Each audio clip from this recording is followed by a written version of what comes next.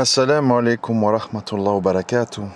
Paix sur ceux qui suivent la guidée, paix et bénédiction sur le prophète sallallahu alayhi wa sallam, sur ses compagnons, ses amis, sa famille, ainsi que sur tous ceux qui le suivront de bonne foi jusqu'au jour du jugement. Alors, audio au milieu de la canicule, ça a à peine respiré. Mais bon, on continue. Alors, j'ai réécouté l'audio, je ne sais plus comment il s'appelait, mais enfin sur l'histoire des couples, hommes-femmes et compagnie. Bon, j'ai réalisé que c'est incomplet, donc j'ai encore des choses à dire là-dessus, parce que c'est pas assez, ça transmet pas assez mon opinion sur le sujet, donc bon, j'ai senti que je devais faire une suite. Et je vais essayer de pas trop m'égarer en route dans des sujets périphériques, parce que sinon, évidemment, on se distrait, c'est là qu'on oublie de dire des choses. En fait, ce que vous pouvez voir aujourd'hui, c'est que il y a comme ça deux grands blocs qui sont en gros les féministes chez les femmes et maintenant donc tout ce qui est Andrew Tate, Red Pill, etc. de l'autre. Il faut avoir conscience, en tout cas nous les croyants. Bon, ceux qui ne sont pas croyants, évidemment, c'est toujours plus compliqué, hein, parce que voilà, on n'a pas conscience du bien et du mal et qui sont agissants, donc on subit en fait malheureusement sans comprendre. Il faut comprendre en fait que ces deux attitudes-là, donc l'attitude des Red Pill, ou on va dire les misogynes, hein, pour que tout le monde comprenne, et les féministes, sont deux attitudes qui plaisent énormément à Satan en fait. Parce que ça amène dans la société une posture où on se méfie, on prévoit le pire, on anticipe le mal. Oui, si à ceci, je fais un contrat de mariage qui spécifie que si, machin, je protège. Bon, donc en fait, concrètement, en fait, quand on est dans cet état d'esprit, on est en couple plus parce qu'on s'aime et qu'on se fait confiance et qu'on est complice, etc. On se met en couple en fait parce qu'on a envie d'être avec une femme et un homme, mais on s'en méfie. Alors les raisons, peut-être parce qu'on veut avoir un enfant ou parce qu'on veut avoir des relations sexuelles. Bon, chacun ses motivations. En tout cas, c'est pas très sain et c'est pas très réjouissant. Bon, alors je sais ce qu'on me dira. Oui, mais tu vois ce qui se passe. Bon. Moi, ce que je recommande, évidemment, je m'adresse surtout aux hommes parce que, disons, ça peut aller dans les deux sens, je pense, donc c'est pas grave. En fait, dans cette histoire-là des relations hommes-femmes, il faut être en quelque sorte double facette. Je m'explique. Si vous tombez par le destin sur une personne fondamentalement bonne. Alors moi, qu'est-ce que j'appelle bonne? Parce que c'est un mot qui est un peu flou. Hein. C'est quoi être un homme bon, une femme bonne? On parle de quoi? En fait, on parle d'un individu qui est patient, qui est empathique, qui donne le bon soupçon, qui essaye d'éviter le conflit à travers l'humour, à travers la dédramatisation. C'est quelqu'un qui est un minimum, même s'il n'est pas riche, stable, émotionnellement, dans ses réactions, qui n'est pas trop excentrique ou imprévisible. C'est toute une série de choses d'être quelqu'un de bon. C'est-à-dire, en gros, si on veut vraiment résumer, c'est quelqu'un, en fait, avec qui vous vous sentez en confiance. Donc moi, j'insiste là-dessus. C'est-à-dire, souvent, on dit, oui, il est beau, il est riche. Ouais, mais est-ce que tu te sens en confiance avec lui? Ça, la question. En confiance, ça veut dire, bon, il y a des trucs chez cette femme, chez cet homme qui me plaisent pas, qui me dérangent. Mais, dans la balance, je sens que j'ai affaire à un être humain fiable, qui a des scrupules et qui, même s'il fait parfois des choses que je comprends pas ou qui m'énervent, bon, fondamentalement, je suis en présence d'une personne qui cherche à bien faire, qui évite les ennuis, qui tient compte des règles, qui cherche pas à être équivoque. Bon. Alors moi, ce que je dis après cette espèce de description, c'est que quand vous êtes en présence d'une personne comme ça, il faut, à ce moment-là, à tout prix, être quelqu'un d'hyper compatissant, pardonneur, patient, amoureux, aidant, passer des caprices, parce que c'est rare. Il faut que vous compreniez, ceux qui m'écoutent ici, que dans le monde d'aujourd'hui, moi j'ai du vécu, 52 ans, j'ai beaucoup voyagé, j'ai eu toute une vie avant l'islam, 20 ans, etc. Il faut vraiment que vous compreniez que les personnes, toutes religions confondues, hein, les personnes avec un bon fond, j'ai pas dit sympathique, amusante, avec qui on peut faire un délire, ça c'est autre chose. Moi je parle des bonnes personnes, c'est-à-dire quelqu'un qui vous inspire le bien en fait. C'est pas facile à croiser, ni en amitié, ni en amour. Je vous le dis franchement. Alors, quand ça vous arrive, que vous trouvez un ami ou une épouse, un époux, etc., dont vous sentez que le fond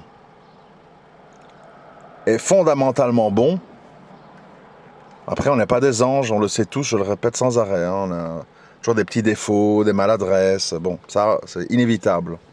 Mais que la base elle est bonne, il faut vraiment, vraiment faire de très gros efforts pour que cette relation soit un succès.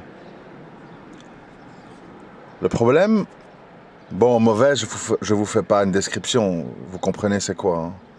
Pas fiable, instable, nerveux, angoissé, déprimé, négatif, vulgaire, impatient, bon, voilà, c'est l'opposé, hein, ça tombe sous le sens. Alors, le problème, une fois que ça c'est dit, il y a plusieurs problèmes. Un, vous devez comprendre que si Allah il vous a envoyé une personne bonne comme ça dans votre vie, faut pas être ingrat. Faut pas le prendre pour acquis et commencer à prendre ça à la légère ou se dire ça m'est dû. Non, non, non, rien ne vous est dû. Ni votre santé, ni votre vue, ni votre ouïe, ni votre goût, ni votre mobilité, rien ne vous est dû. Tu dois être remerciant pour tout. Et aussi pour le fait d'avoir rencontré une bonne personne, un bon ami, une bonne épouse. Parce que le problème, c'est que des fois, on rencontre une bonne personne, on l'épouse, puis en fait on s'habitue. Ah, elle est gentille, ah, elle va me pardonner, ah, elle va comprendre, ah, elle me fera jamais ça, etc. Et tu peux, par tes excès, réveiller dans la personne des mauvais instincts qui étaient très enfouis. Donc rien n'est acquis. Il faut toujours faire sentir à l'autre je suis heureux de ta présence, je remercie Allah que tu es là. Sans toi, ma vie serait beaucoup plus difficile. J'ai vraiment besoin de toi. Ta compagnie me fait vraiment du bien. Quel bonheur de pouvoir vivre avec toi. Il faut faire sentir à l'autre. Faire sentir. Parce que, je vous explique pourquoi.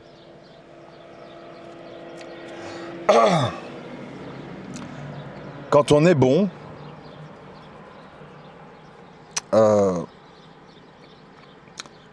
et qu'on nous dit tout le temps qu'on est mauvais, et qu'on ne voit que nos défauts, et qu'on ne reconnaît pas nos qualités, ben, l'âme se fatigue. L'âme se fatigue. Certains 3 mois, d'autres 1 an, d'autres 5 ans, d'autres bon. Moi en général, ça se chiffre en années. L'âme se fatigue. Et à la fin, l'âme de la personne bonne peut tomber dans un sentiment très étrange en fait. Pas qu'elle va devenir mauvaise, mais elle va vouloir à un moment donné donner cette bonté à une personne qui sera un minimum reconnaissante. Parce qu'être bon, je répète, nous ne sommes pas des anges, ça demande quand même un effort. Même si c'est inné, même si c'est caractéristique qu'Allah nous a donné, ça demande un effort. Il faut parfois prendre sur soi. Et prendre sur soi, quand tu es en présence de quelqu'un qui valorise pas, qui ne le remarque pas, et qui au contraire dit l'inverse, tu es égoïste, tu ne penses qu'à toi, je te vois trop, nanana, tu es pesant, bon. C'est pas facile de continuer à faire le bien. Donc, une fois qu'on a trouvé la bonne personne, il faut aussi savoir la traiter. Bah, c'est un peu... C'est comme tout, en fait. Tu peux trouver une bonne voiture d'occasion, en bon état, pas chère, etc. Ouais, mais après, il faut la nettoyer, l'entretenir, changer l'huile. C'est pas comme ça, je roule, et puis, elle est incassable, pas de problème. Non, dans la vie, tout est périssable, tout peut s'abîmer, tout peut s'étioler. Rien n'est acquis, voilà. Alors maintenant, voilà. Ça, c'est le gros morceau, maintenant. Comment faire, comment gérer une personne, et là je vais être précis, qui n'est pas bonne pour vous. Alors, parce qu'il y a ça aussi. On dit le bon, le mauvais, bonne épouse, mauvaise épouse, etc. Ça dépend pour qui. Si vous êtes un homme très conventionnel, très dans la matrice, en gros, mais en fait, une épouse qui dit je finis mes études, on achète une maison à crédit, on fera un enfant quand j'aurai 38 ans, on ira en vacances en Espagne avec le petit à Euro Disney, on mettra de l'argent de côté pour lui payer l'UNIF. Bon. Si c'est votre projet de vie, certaines femmes seront bonnes pour vous. Mais si vous êtes un artiste, quelqu'un qui aime l'imprévu, un voyageur, quelqu'un qui accepte un peu les aléas, qui a un petit côté marginal, anarchiste, etc., ça ne sera pas une bonne épouse pour vous. Parce qu'elle va vous détester, parce que vous allez lui amener de l'instabilité. Elle veut une vie ultra conventionnelle. Donc même si vous n'êtes peut-être pas spécialement mauvais, le fait que vous avez des autres idéaux et un autre modus operandi va faire qu'elle va vous trouver mauvais, elle va vous mener la vie dure. Et vous n'allez pas comprendre. Vous dites, mais je fais rien de mal, je fais pas ci, je trompe pas. Oui, mais tes caractéristiques, pour elle, sont des défauts. Comprenez? C'est ce que j'expliquais à quelqu'un récemment, qui me disait, Abou Ryan, les audios, ça m'a apporté beaucoup. Bon. J'ai dit, oui, c'est vous qui dites ça. C'est vous qui dites ça. Parce que vous êtes comme ça, comme ça, comme ça. Pour beaucoup de gens que j'ai connus dans ma vie personnelle, ils voient les audios comme quelque chose de grotesque, d'inécoutable, de méprisable. Nous ne sommes pas tous les mêmes. Nous avons des grilles de lecture différentes. Et c'est ça aussi que je voudrais essayer d'expliquer. Je sais que c'est une mission très difficile. Ce que je voudrais essayer d'expliquer aux couples en détresse. Je sais qu'il y en a pas mal. Je vois plein de messages, je ne réponds pas, je les vois. Je sais, plein de gens, ma femme, tatati, mon mari, tatata, mon ex, bon, ça n'arrête pas. Bon, écoutez, il faut sortir de ça, en fait. Et comment on sort de ça? C'est l'islam, c'est pas... Voilà. Mais bon, il faut le comprendre, c'est ça le problème. C'est quoi le mariage en islam? On conclut un accord, un contrat, dans lequel on parle de dot et de conditions. Et ce contrat, il dure le temps que tout le monde s'y retrouve. Si on ne s'y retrouve plus, ou si on a tout simplement menti, il y a beaucoup de gens, ils mentent. Combien d'hommes et de femmes font semblant d'être pratiquants, font semblant pour avoir une femme ou un homme, et puis une fois dans le mariage, ça s'évanouit. Et on voit la réalité. Déjà, si vous voulez éviter de souffrir dans la vie, dans ce domaine-là, ne vous mentez pas à vous-même et ne mentez pas à l'autre. Dans quel but? Perdre du temps? Aggraver une situation? S'il y a bien un sujet où il ne faut pas mentir, c'est celui-là. Dites, voilà mes défauts, voilà mes péchés, mes manquements. Mais voilà mes qualités, voilà ce que je fais de bien. Comme ça tu sais qu'Allah m'améliore. On joue carte sur table. Sinon ça vaut pas la peine. Tu vas te retrouver avec un homme ou une femme qui souffre, qui est frustré, et qui tôt ou tard va lâcher prise. Et alors c'est des mélodrames, etc. Ça c'est premièrement. Deuxièmement, il faut aussi comprendre une chose. Quand quelqu'un veut vous quitter, homme, femme, quand quelqu'un veut vous quitter, beaucoup de gens le vivent mal. Comment on a 2 enfants, ça fait 6 ans qu'on est ensemble, il est fou, il est irresponsable. Bon.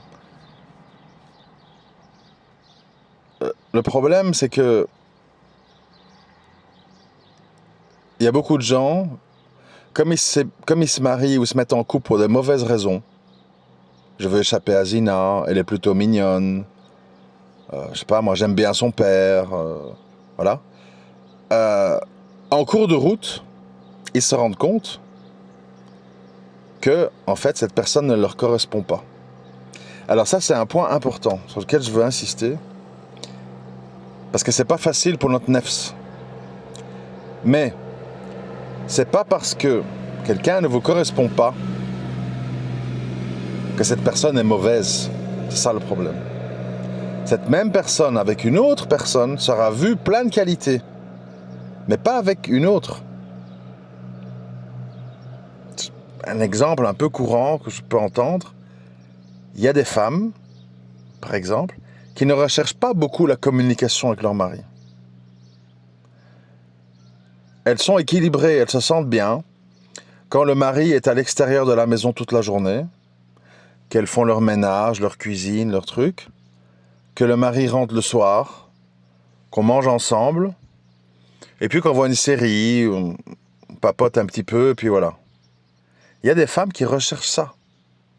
Et s'il n'y a pas ça, il y a un mari qui est beaucoup à la maison, qui a besoin de beaucoup parler, qui a besoin d'échanger, d'exposer des idées. Elles vont voir ça comme « oh là là, il me saoule, oh là là, j'ai mal à la tête, j'arrive pas à suivre, avec quoi il vient ». Ça va être vécu comme une torture.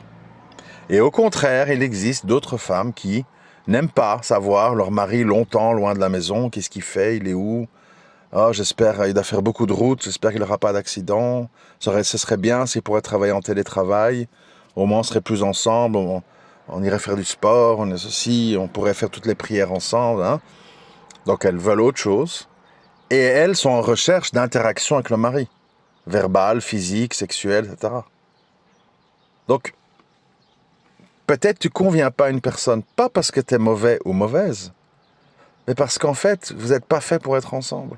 Et en islam, il n'y a pas ce côté, même si vous ne vous correspondez pas, il faut que ça se dénoue dans les mélodrames. J'expliquais encore hier, je crois que c'était à mon fils aîné, je dis, les enfants, ce sont des innocents. Et des adultes ne peuvent pas prendre des enfants en otage pour nourrir le ressentiment envers leur femme ou leur mari. Alors je sais que parfois, ce sont des choses assez difficiles à gérer. Notamment, bon, je ne vais même pas dire chez les non-musulmans, parce que ça arrive tout le temps chez les musulmans maintenant, le facteur de la tromperie. La tromperie est vécue, à juste titre, hein, bien sûr, est vécue comme un drame, comme une trahison, et comme quelque chose dont on veut se venger. Personnellement, quand j'y pense à froid, je vois ça un peu autrement. Je m'explique. Si votre femme est votre mari, si votre femme ou votre mari est quelqu'un qui, bon, voilà, est sincèrement pratiquant, bon, et qu'il en vient, ou qu'elle en vient, à faire ça, bon, ça commence par des chats, ça passe sur des flirts, et ça se termine dans zina. Bon, évidemment, zina, dans un État islamique, c'est la grande catastrophe. Bon, donc voilà. Comment il faut voir la chose, en fait? Comment il faut interpréter? plusieurs choses. Il faut vous dire, un, si je l'ai découvert, c'est qu'Allah, il voulait que je le sache. J'aurais pu ne rien savoir, il m'aurait embrouillé, etc. Donc Allah a voulu que je sache qui était vraiment ma femme ou mon mari. J'ai découvert. Alhamdoulilah, au moins je sais ce qui se passe. Deux, si cet homme ou cette femme, qui a l'air d'être sincère dans la religion, en vient à faire ça, c'est qu'en fait je ne lui conviens pas du tout, mais peut-être il n'ose pas me dire, ou elle n'ose pas me le dire. Parce que les enfants, les habitudes, la maison, le crédit, je sais pas quoi. Alors là, c'est un choix. On dit, est-ce que ma stabilité familiale et économique l'emporte sur mon ego, qui fait que je ne veux pas, enfin voilà, que je n'accepte pas que ma femme ou mon mari ait quelqu'un d'autre. Et des gens, ils sont comme ça. Hein. Nadine de Rothschild, elle a trompé son mari, il a trompé sa femme, et elle est restée là, sans divorcer, parce qu'elle tenait à son standing de vie, etc. Voilà, être humain, on n'est pas tous les mêmes. Hein. T'as d'autres femmes, elles cassent tout, elles brûlent tout, elles jettent tout par les fenêtres, elles vont chez un avocat, dis à l'avocat que papa il te touche dans la douche, c'est un pédophile, bon, capable de toutes les folies, hein, musulmans y compris. Mais la sagesse, c'est quoi en fait? D'abord de dire, Alhamdoulilah, Allah il m'a montré, j'aurais pu ne rien voir, j'aurais pu idéaliser ma femme ou mon mari et penser qu'il était incapable de faire ça. Il faut savoir, vous devez le savoir, vous devez le savoir, vraiment. Il y a des hommes et des femmes, je jure par Allah, celui qui détient notre âme entre ses mains. Il y a des hommes et des femmes, musulmans, pratiquants, prière à l'heure, hijab, barbe, tout ce que tu veux, qui sont inscrits sur Tinder, sur Mythique, sur Badoo. Et ils chattent, et ils envoient des cœurs, et ils te mentent. Et ils peuvent même te prendre de l'argent pour partir en voyage avec leur amant ou leur maîtresse, avec des histoires. Je vais voir ma mère, je vais rejoindre des frères pour inaugurer une mosquée, des histoires insensées. Ça existe. Vous devez savoir que ça existe. Ça paraît farfelu, ça paraît fou, mais ça existe.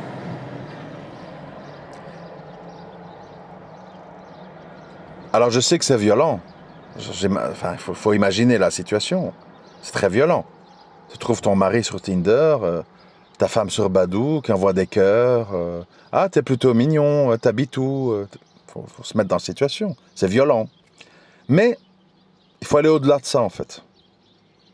Et il faut se dire, bon, en fait, le fait que je le découvre, qu'Allah a voulu que je découvre tout ça, il faut que je réfléchisse à qu'est-ce que ça veut dire, en fait. Ça veut dire, en fait, dans le fond, cette personne, je ne remplis pas ses besoins. Ça veut dire que cette femme, cet homme, je le croyais un musulman profond. En fait, c'est un musulman de surface, qui est un peu détaché, qui est très peu empathique, limite pervers narcissique, c'est-à-dire est tellement tournée vers ses besoins qu'elle en oublie en fait les obligations légales et islamiques.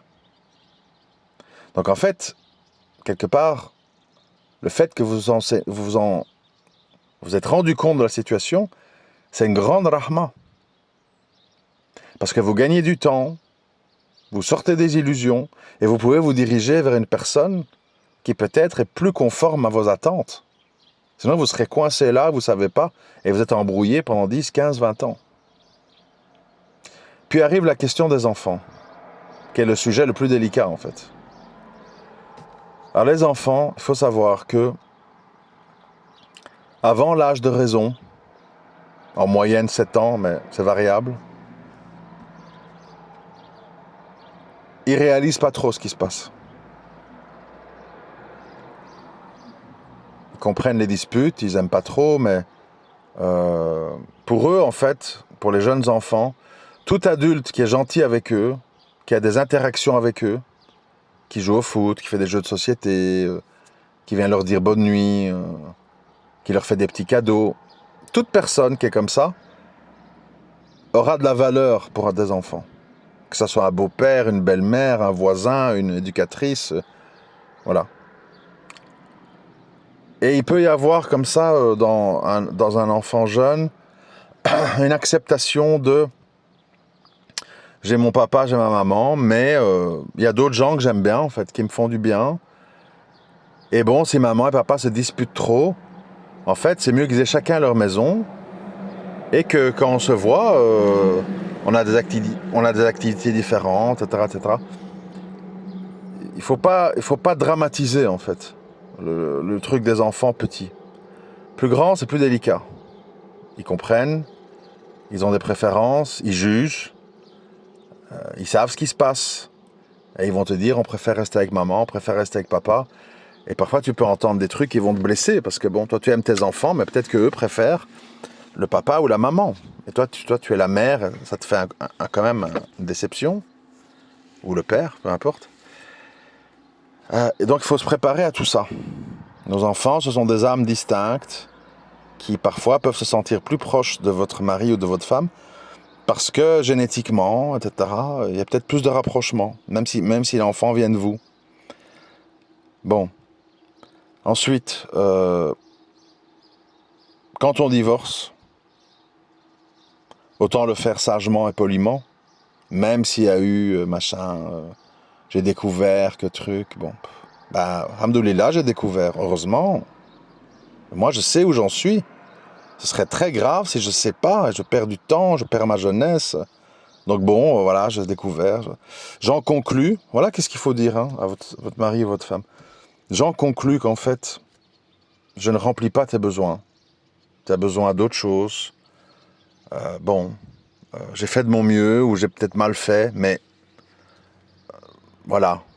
Maintenant, rendons-nous à l'évidence pour que des musulmans en viennent à s'inscrire sur des sites de rencontres, à faire des rendez-vous. C'est quand même qu'il y a un grave problème. Déjà, chez des non-musulmans, humainement parlant, c'est grave. Que dire de musulmans? Et donc dire, bon, plutôt que de t'insulter, de brûler tes vêtements, de te traiter, de traîner, de catin, etc., acceptons mutuellement l'idée que nous ne sommes pas faits pour l'un pour l'autre, que nous ne sommes pas, on ne s'apporte pas ce qu'on recherche, et arrangeons-nous en bonne entente pour que les enfants, ils aient un père, ils aient une mère, et que chacun on ait la chance de refaire notre vie avec quelqu'un qui nous correspond. Je veux dire, je sais très bien que c'est très difficile, mais ça n'apportera rien de bon pour vous et pour les enfants de tomber dans des disputes, des cris, des insultes, des menaces, des mensonges, des polices, des juges. Ça n'apportera rien. Ni de forcer la main. Mais c'est pas possible. Au début, elle était amoureuse de moi. Et je lui ai apporté ça, et je lui ai apporté ça. C'est pas possible qu'elle aille avec un inconnu. Ben oui, c'est possible. C'est possible parce qu'en fait, tu ne sais pas ce qu'elle cherche. Les gens, un jour, un frère m'a dit, évidemment, parler des femmes, mais bon, peut-être on peut dire ça pour les deux, j'en sais rien. Il me disait, une femme est un océan de mystère. Une femme, tu ne sais pas exactement ce qu'elle cherche. Tu ne sais pas exactement ce qui la blesse. Tu ne sais pas exactement où elle veut en venir quand elle dit ceci ou cela. Des fois, elle te dit « je ne t'aime pas » pour dire « je t'aime ». Des fois, elle te dit « pars » pour dire « reste ». C'est très compliqué, une femme. Mais bon, si ça en vient au point des rencontres et des chats en cachette, ça veut dire que la situation, elle est très entamée.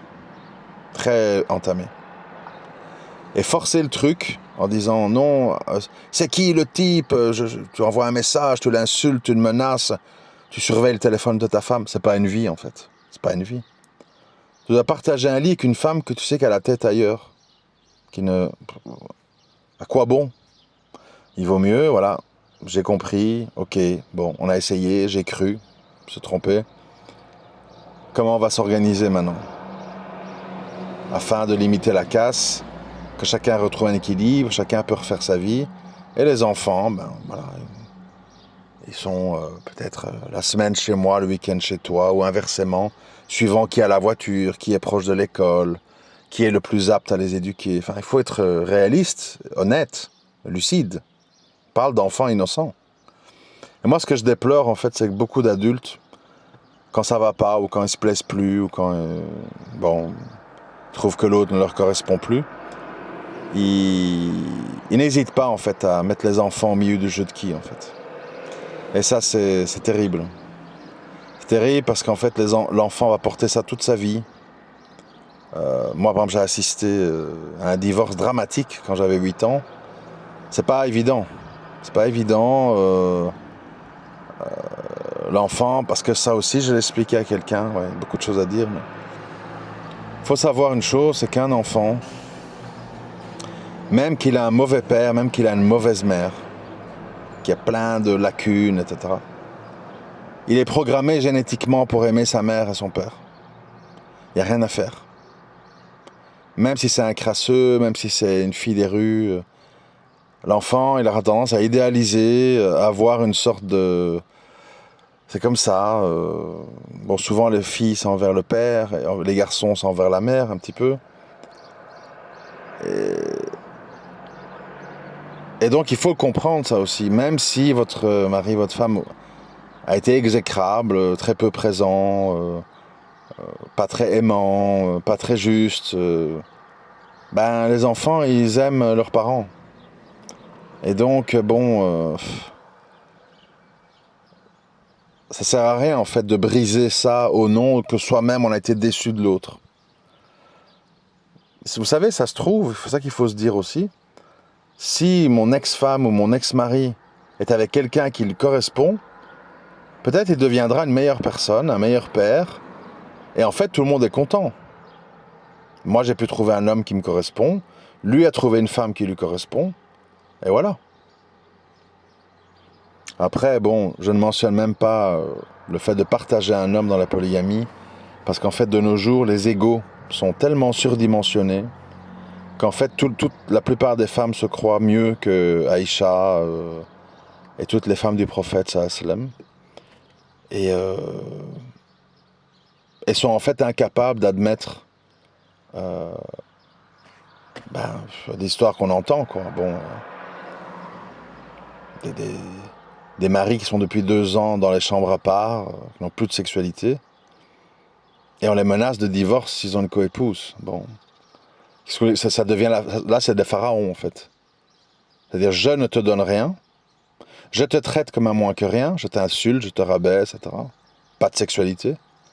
Et toi, tu dois rester dispo pour la famille et accepter mon traitement, et ne surtout pas te diriger vers une permission d'Allah, parce que je dirais que tu es un traître dans l'adultère.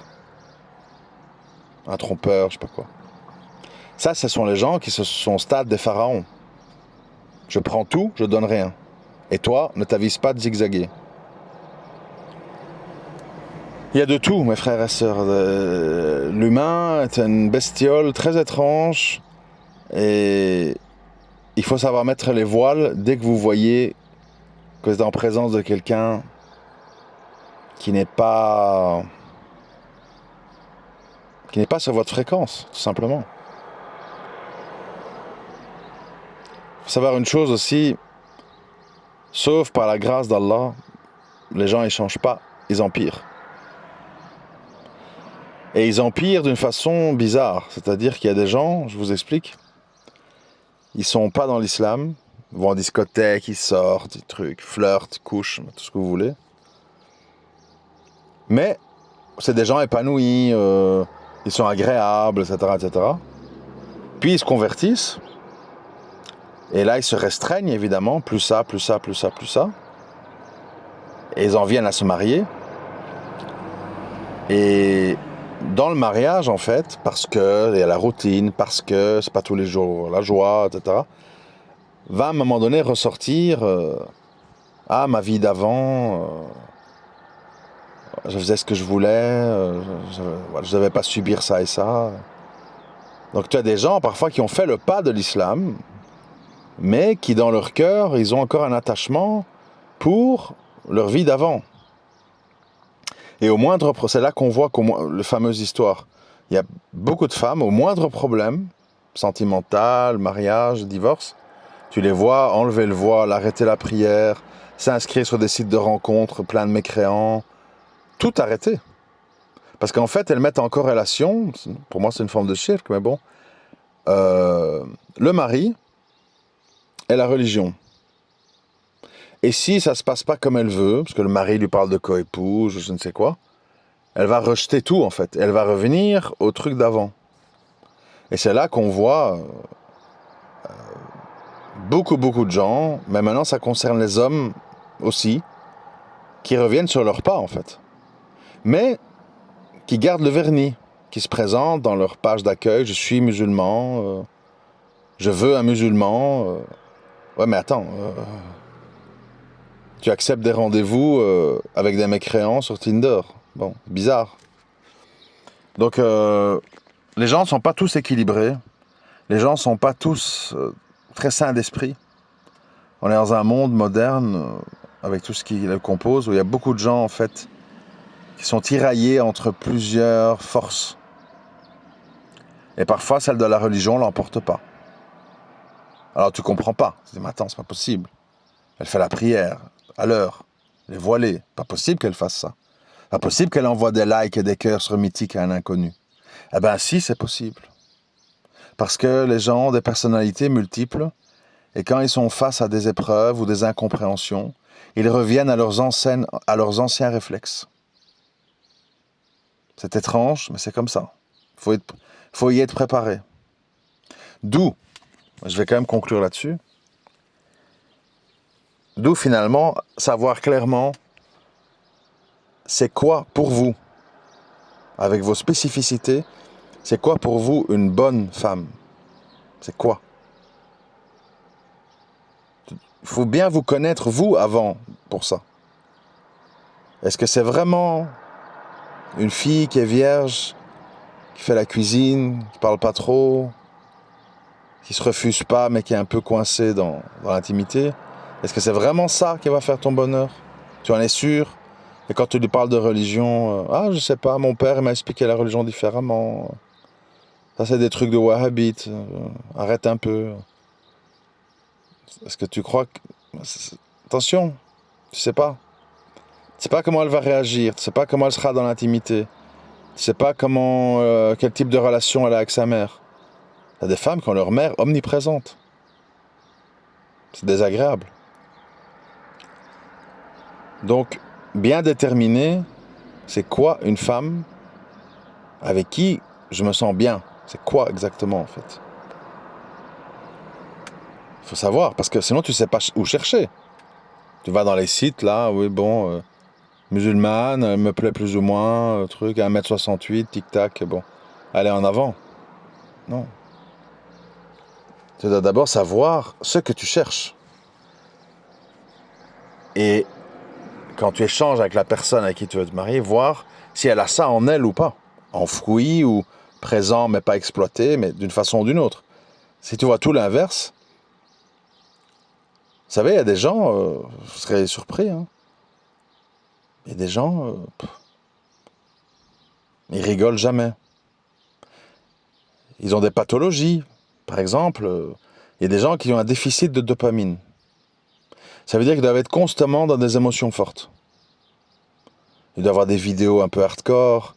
Ils regardent tout le temps ce qui se passe à Gaza. Ils regardent des dossiers judiciaires avec des pédophiles, les réseaux. Il faut tout le temps que ça bouge en fait. Hein. Des voyages, des colis, des nouveautés. Faut que ça bouge, faut que ça bouge. Si ça bouge pas, c'est la déprime et la mauvaise humeur qui arrivent. Donc est-ce que tu es prêt à être un espèce de singe de cirque qui va tout le temps amuser madame en fait? Parce que sans ça, elle va te faire des trucs terribles. Faut se connaître. Est-ce que tu es prêt à vivre ça parce que tu trouves que la fille est mignonne? Tout le temps l'amuser, tout le temps la sortir, tout le temps dépenser, tout le temps pardonner, même des choses que tu n'as pas fait exprès. Bon. Est-ce que tu es prêt? Voilà. Si tu n'es pas prêt, bon, dirige-toi vers autre chose. C'est très important. Et comme il y a tous les goûts dans la nature, ben, Moi, je ne doute pas il y a une femme pour chaque type d'homme et inversement. Après, oui, je connais la chanson, qui n'est pas totalement fausse, mais il y a des exceptions, bien sûr, mais en général, oui, c'est vrai que si tu peux avoir plus qu'une épouse, tu peux comme ça avoir une complémentarité qui fait que, parce que là, il a bien fait les choses, qui fait que tu accepteras plus les défauts d'une de tes femmes parce qu'il est compensé par les qualités de l'autre. Donc tu deviendras peut-être un meilleur mari. Mais ça, bon, au niveau actuel, je vous dis la vérité, hein, bon, pour pas parler franchement, au niveau actuel, les gens ne sont pas... ni les hommes ni les femmes en fait. Les hommes sont injustes, ils sont trucs, sont pas comme Allah il a dit dans le Coran pour avoir droit à la polygamie. Quant aux femmes, en fait, elles sont trop dans le pharaonique, quoi. Moi, machin, pas possible. Donc bon, autre contexte, autre moment, mais sans doute pas celui-ci. Donc, raison de plus dans la monogamie pour trouver la femme qui a le profil le plus proche de ce que vous recherchez. Même si, je ne sais pas moi, il y a telle ou telle chose qui vous plaît pas, oui, ben il y aura toujours un petit problème. Tu fais salat istikhara et tu vois ce qu'Allah te facilite. Mais avoir des pages et des pages de conditions vous mènera dans 99% des cas vers un célibat très très très lointain. Et après, il faut savoir qu'on s'habitue, la libido baisse, parce qu'on la pratique plus, et tu deviens ce qu'on appelle un vieux garçon, une vieille fille. Moi, je ne conseille pas aux gens de laisser passer beaucoup de temps entre leurs mariages. Il faut rebondir vite, parce que sinon, ça ira toutes sortes d'effets secondaires. Mais bon, voilà, c'est un peu tout ça, vous voyez. Chercher la bonne personne, si on s'est trompé, divorcer dans le calme, s'arranger pour les enfants, ne pas prendre la demande de divorce de l'autre comme une trahison, c'est peut-être tout simplement un aveu, on ne se correspond pas, et tant mieux. Puis voilà, en fait, la vie, elle est simple, mais il faut assumer. Il faut assumer. Tu ne peux pas dire à ton mari, je t'ai trompé, et si on divorce, je t'enlève tes filles. Non, tu as fait la faute, tu n'es pas une femme qui sait gérer des enfants, tes filles aiment ton mari, il s'en occupe beaucoup, tu ne peux pas, en étant en faute, lui arracher. Voilà. Mais après, chacun sa conscience, c'est ça le problème. Les gens, ils veulent toujours bien l'islam tant que ça leur convient, en fait. Dès qu'on commence à devoir faire l'un ou l'autre sacrifice, on commence à tiquer. Oui, mais le riba, t'es sûr que c'est haram? Parce que bon, quand même, on enrichit un propriétaire avec nos loyers. Bon. Moi, je connais toutes les chansons par cœur. Ouais, Shaitan, il bosse jour et nuit. Il bosse.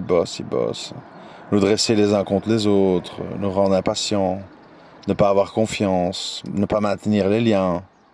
Combien il y a de frères dans mon WhatsApp? J'ai peut-être pas eu conversation avec eux depuis 2, 3, 4 mois. Nous sommes tous les deux en infraction. Normalement, on doit prendre des nouvelles de ses frères tous les 3 jours. Et voilà. Donc oui, on vit une époque, malheureusement, je sais pas quel mot utiliser. Plus qu'attristante, on est déphasé en fait. On comprend plus, on n'a plus le mode d'emploi. Donc il faut limiter la casse. Essayer d'être raisonnable et constructif. Parce qu'au-delà, vous n'allez pas trouver grand-chose. Assalamu alaikum wa rahmatullahi wa barakatuh.